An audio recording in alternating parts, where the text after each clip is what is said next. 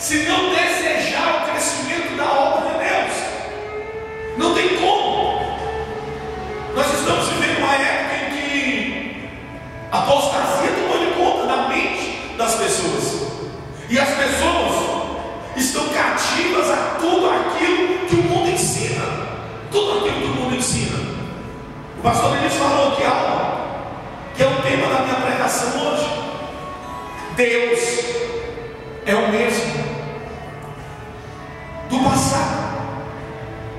Ele é o mesmo, e Ele vai ser o mesmo eternamente.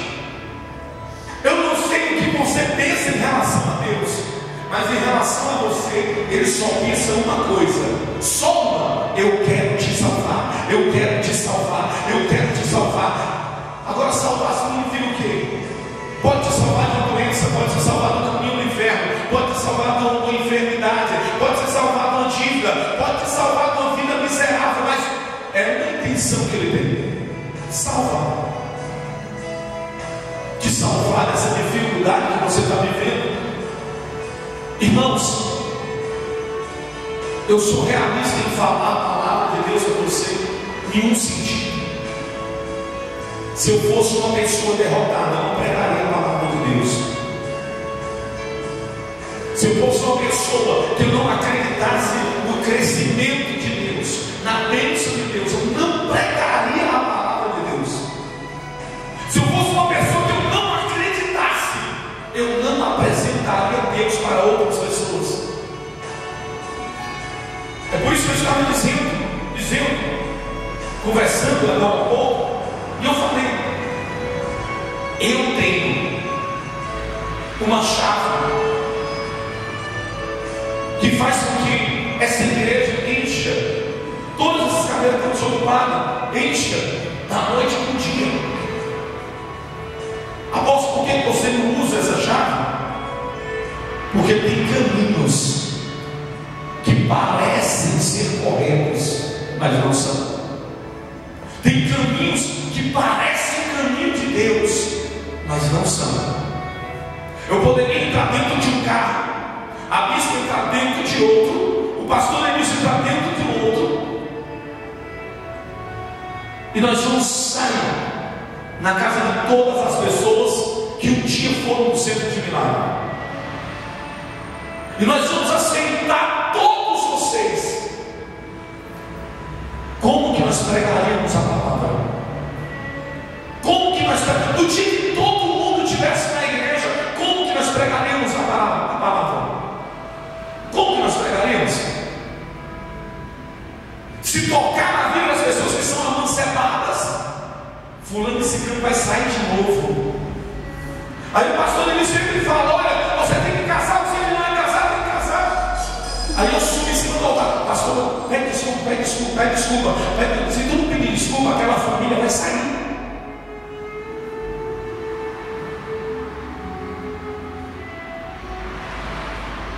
Bispo, a senhora pediu uma oferta hoje de 100 reais da cruzada. Pede desculpa. Aquela outra família vai sair, porque se tocar em dinheiro não entra na igreja. Então, apóstolo, qual é o caminho? O caminho é aqueles que querem Deus.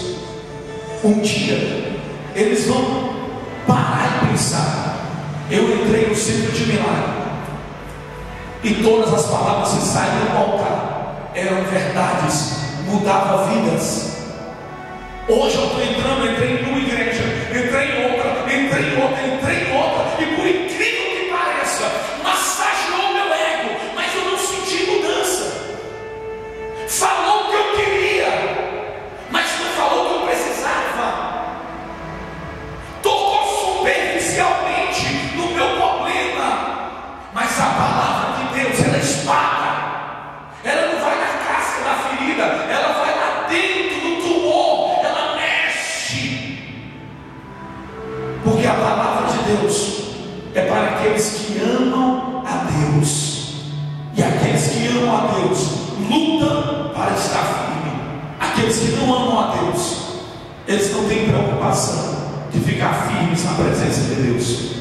Então vamos aqui, glória a Deus. Abra sua Bíblia em Lucas, no capítulo versículo de número 5. Apóstolo, para mim, estar no centro de milagre é um peso. Às vezes eu olho para a minha vida e eu falo para mim mesmo: estar no centro de milagre, para mim, tem momentos também que é um peso. Por quê, apóstolo? Porque no centro de milagre a gente bate na tecla todo dia que você tem que ser vencedor. O que o mundo prega? O que o mundo ensina? Que você tem que se conformar. O que o centro de milagre ensina? Que a cada dia tu tem que andar para frente, a cada dia tu tem que vencer, a cada dia tu tem que romper em fé. E se tu não vencer hoje, se tu não vencer hoje, amanhã se levanta mais cedo, com o dom da coragem de hoje, luta de novo e vence, porque essa vitória vai te dar vida. Essa vitória vai te dar vida. O que é servir a Deus? Romper em fé. O que é romper em fé? É vencer batalhas. E o que é vencer batalhas? Se sentir feliz. Se sentir feliz. Você procura o significado da felicidade? Se você não sabe o significado da felicidade, eu vou te dizer: o significado da felicidade: vencer. Vencer é o significado da felicidade, é vencer. Apóstolo, eu tenho 10 anos na igreja, eu tenho 15 anos na igreja, eu não sei onde está Jesus, Ele está escondido de mim, eu não sou feliz. Preste atenção. Felicidade tem a ver com vitória. Se você vence, então você sabe o que é felicidade. Se você não está preocupado em vencer, você não sabe e nem quer felicidade. Porque quando se vence, no momento você olha no rosto das pessoas, eles transparecem a felicidade. Por quê? Porque eles descobriram a verdade de Deus. Eu estava fazendo hoje uma apostila sobre a visão da igreja. Vai começar a ser distribuída na terça-feira, sobre a visão da igreja. E por incrível que pareça, cada vez que eu estudo sobre colisão, eu fico mais verificado, eu fico mais surpreso. O quanto que Deus, na sua palavra, Ele foi fiel comigo, me ensinando sobre colisão. E quando eu leio, eu fico olhando assim de João, quando ele diz: conhecereis a verdade nos libertará. Mas João estava querendo dizer o que com aquilo? Que quando conhece a Bíblia você é liberto? Era isso? Porque se você pensa que é isso, você está errado. Nós conhecemos ateus que conhecem a Bíblia de capa a capa, cientistas conhecem a Bíblia de capa a capa, padres conhecem a Bíblia de capa a capa, falso profeta conhece a Bíblia de capa a capa, o anticristo conhece a Bíblia de capa a capa. Então a verdade não é conhecer a Bíblia. A verdade não é essa. Mas você vai descobrir com a apostila na terça-feira. Nós vamos distribuir para todas as pessoas, em todos os cultos. Em todos os cultos. Para algumas pessoas até mais de uma vez. Ele vai distribuir na terça, na quinta vai distribuir, na sexta, sábado, domingo, na cruzada vai distribuir. Todos esses dias vão distribuir. E no dia que você vai dar um vai assim: não, apóstolo, eu já levei uma na terça. Você leu? Não, então leve de novo, que ela se rasga. Leve de novo. Sabe por quê? Porque eu quero a mudança do povo. Pode ser para continuar trabalhando no centro de milagres, ou pode ser para fazer igual outras pessoas. Como, apóstolo? Eles aprenderam no centro de milagre, abriu igreja em tal lugar, outros abriram igreja em tal lugar, estão levando a palavra de Deus, mas aprenderam no centro de milagre que a felicidade é quando você está lutando e vencendo.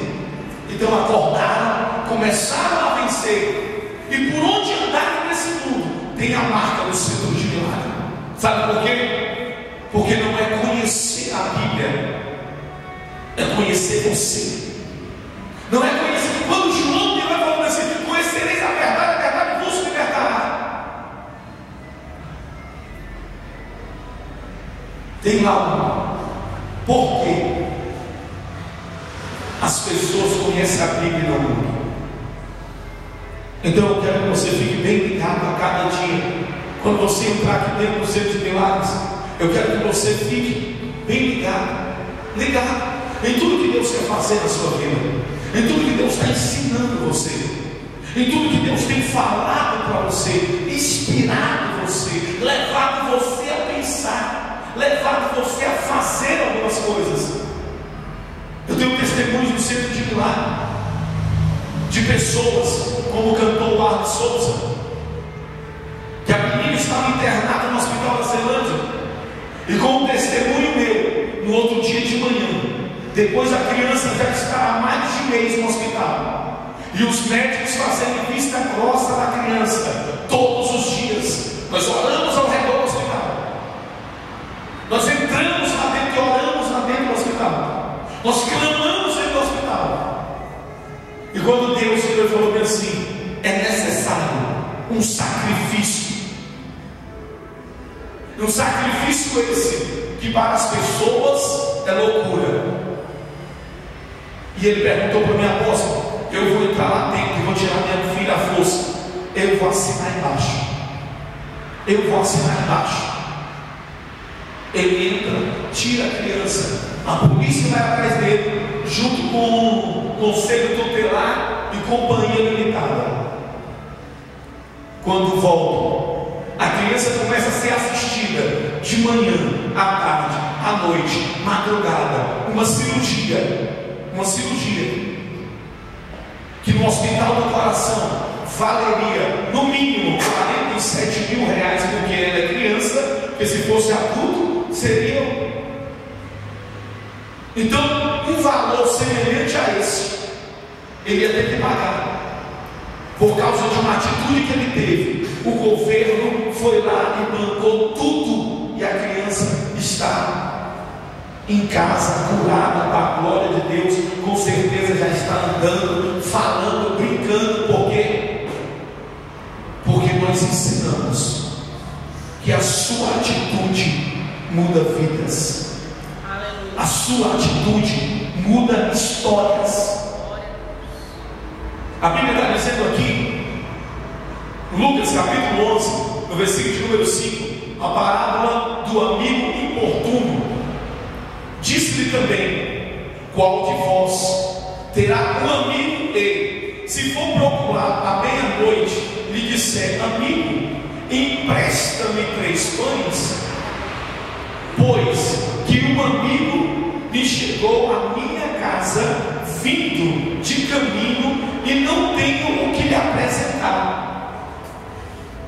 Se ele respondendo de dentro disse: não me importunes, já está a porta fechada, os meus filhos estão comigo na cama, não posso levantar para dar. Digo-vos que, ainda que se não levantar, dar-nos, porque por ser seu amigo, levantar-se-á todavia por causa da sua importunação, e lhe dará tudo que lhe houver mister. E eu vos digo a vós: pedi, dá-se-vos-á, buscai e achareis, batei, abri-se-vos-á, porque qualquer que pede, recebe, e qualquer que busca, acha, e qualquer que bate, abrir-se-lhe-á. E qual pai dentre vós, que se o filho lhe pedir pão, lhe dará pedra? Ou também lhe pedir peixe, lhe dará uma serpente? Ou também, se lhe pedir um ovo, lhe dará um escorpião?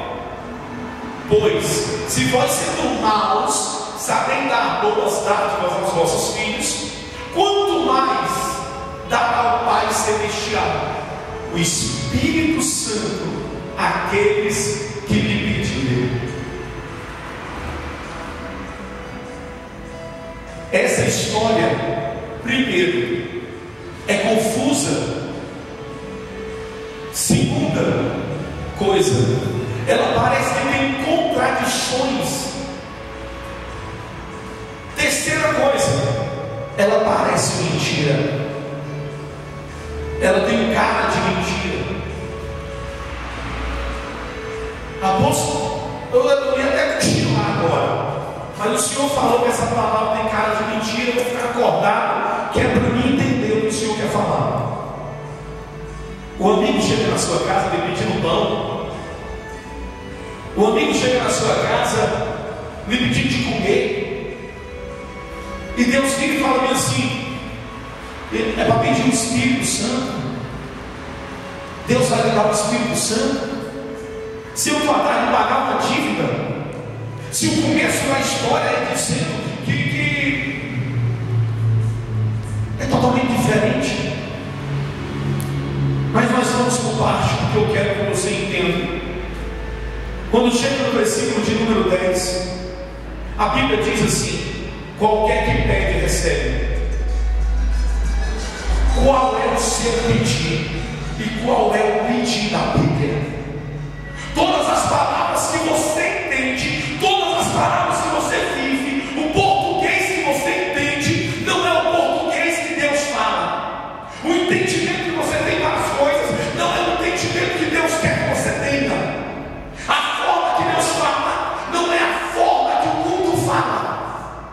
Portanto, se você quer algo de Deus, se você quer desfrutar algo de Deus, se você quer vencer com Deus, você precisa abandonar tudo aquilo que vem do mundo humano, do mundo secular, do mundo metafísico humano, e passar a entender as coisas espirituais. E quando se fala de entender as coisas espirituais, é que o Espírito Santo de Deus, ele direciona a minha pessoa a dizer para você uma coisa: a forma de pedir que Deus está nos ensinando não é a forma humana.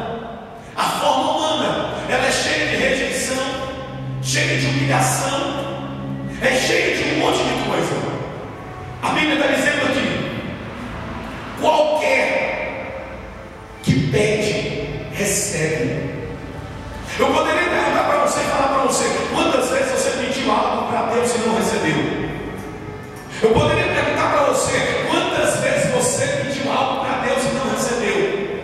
Muitas pessoas ficariam aqui hoje, temorosa, talvez até envergonhada, e não falaria isso. Ele não levantaria a mão. Ele não levantaria a mão. Por que, apóstolo? Porque ele jamais queria tirar a honra de Deus. Então eu vou ficar como mentiroso e não vou levantar a minha mão. Então eu vou fazer de conta que tudo que eu pedi para Deus, eu recebi. Eu vou ficar calado. Mas eu sei que numa totalidade de 100% de nós que estamos aqui, os que estão passando na rua e ouvindo, os que estão aqui na pizzaria do lado comigo estão ouvindo, sabem que pedimos e não recebemos muitas coisas.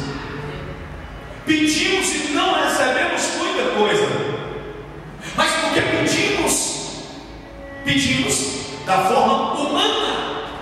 Da forma humana. Quando você chega diante de uma pessoa e fala assim: fulano, me dê isso. Você está pedindo, tá? Se a pessoa demorar, o que você faz? Desiste. Fulano, me dê isso. Segunda coisa: fulano, me dê isso. Fulano demorou, o que você faz? Desiste. Por quê? A primeira é porque você é desistente mesmo. A segunda, eu não estou mirando para ninguém não. Aí você desiste. Fulano, eu estou precisando disso. Você está pedindo. A pessoa estava ocupada. Poderia muito bem ter parado para me atender. Não parou para me atender. Eu também não fiquei esperando não. Em muitos linguajar humano, eu não sou besta não. E para outros, eu não sou otário não, para estar me insistindo com os outros não. Meu negócio não é esse não. Essa é a forma de pedir humana. Essa é a forma do ser humano pedir hoje. Porque ele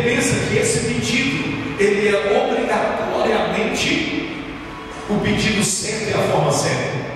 Quando Deus está dizendo aqui, Ele está nos ensinando aqui, a forma importuna, ela quer dizer que você tem que ser repetitivo naquilo, persistente, com desejo intenso.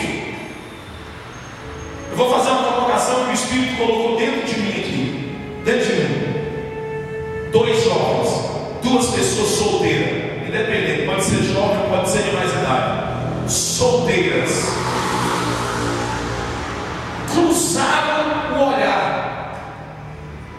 com pessoas, sentiu uma possibilidade de rolar um relacionamento. Gera dentro da pessoa uma paixão intensa, um desejo intenso. O telefone tocou, não atendeu, vou continuar, mais tarde eu ligo. Vou mandar um zap, não me respondeu, nem visualizou, mais tarde eu mando outro. De repente estava no almoço, não me atendeu, estava atendendo alguém, estava ocupado, mas eu vou persistir. Sabe por quê? A nossa vida, por ser humana, ela nos força sim a buscar muito mais pelaquilo que nós não precisamos do que pelaquilo que nós precisamos. O cristão está tão acostumado a persistir no caminho do erro, que quando chega o momento dele pedir algo que é importante para ele, que vai mudar a vida dele, ele não persiste, ele não insiste. Em contrapartida, quem é do mundo? Meu irmão, é o seguinte: esse carro, ele está nesse Golf, Spotline, não sei o que, Suzano, Rota 17, banco de couro, eu vou ter um desse. Pode ser roubando, pode ser matando, pode ser traficando, pode ser do jeito que for. Eu vou rodar um desse. Nem que eu rode uma semana, mas eu vou ter. O que vai acontecer com ele? Após ele vai ser preso, ele pode até ser preso, mas ele vai ter um. Ele vai persistir. Ardeu, queimou dentro dele. O fogo do mal, a espiritualidade das trevas é tão forte dentro dele que vai fazer com que ele consiga, ele vai trair, ele vai conseguir. Chegou uma festa, um monte de homem solteiro. A mulher está lá, chegou casada. Eu vou conseguir. Mulher, não está vendo, não. Esse homem é casado. Chegou com a mulher ali agora. Tu é doida? Eu vou conseguir. Eu vou conseguir. Até eu conseguir, eu vou. Não importa as armas que essa pessoa vai usar, mas ela vai conseguir. Na igreja. Olha, é o seguinte, eu estou tentando aí, se não der certo, para mim não. Só que essa mentalidade não é do povo de Deus. O povo de Deus tem que ter um propósito e uma meta, e depois ele traça aquela meta, ele vai por cima dela, até dar certo, ele vai até dar certo, ele acredita até o final. E você sabe o que ele pede para Deus? Sabe o que ele pede para Deus? Senhor, eu só quero uma coisa. Só uma coisa que eu quero. Só uma coisa. Força. Continua me dando força. Não, Senhor, sabe o que eu quero? Eu quero que o Senhor entre nessa peleja. Entra nessa peleja. Tira essa pombagira do caminho dele. Tira, Senhor, tira. Aí ele quer um emprego. Senhor, tira lá do emprego uma pessoa para me entrar lá, tira lá. E o qual é o certo? Eu vou me capacitar, eu vou colocar currículo, eu vou bater na porta, eu vou usar influência, eu vou usar padrinhagem, de alguma forma eu vou me qualificar, vou entrar nesse lugar para ser um vencedor. Mas eu vou entrar, pode durar um mês, pode durar 2 meses, pode durar um ano. Senhor, me dá sua força para eu não desistir, me dá coragem, me dá capacidade, me dá. Porque eu vou conseguir. Essa é a linguagem de Deus para o povo dele. Essa é a linguagem. O nosso irmão Jesus Cristo e nosso amado Deus, chegou um certo momento que ele conversa com o Pai: Senhor, passa de mim esse cálice. Ei, no mesmo segundo, não chegou nem passar no próximo segundo, ele completa a frase: mas todavia seja feita a tua vontade. Sabe por quê? Quando nós estávamos no céu, a Bíblia diz em Isaías, quando estava o Pai, o Filho e o Espírito Santo reunidos, Jesus é como ele bate no peito e fala assim: não existe um justo sequer na terra, não tem jeito, acabou tudo, profeta não teve jeito, não tem, envia-me a mim, envia-me a mim.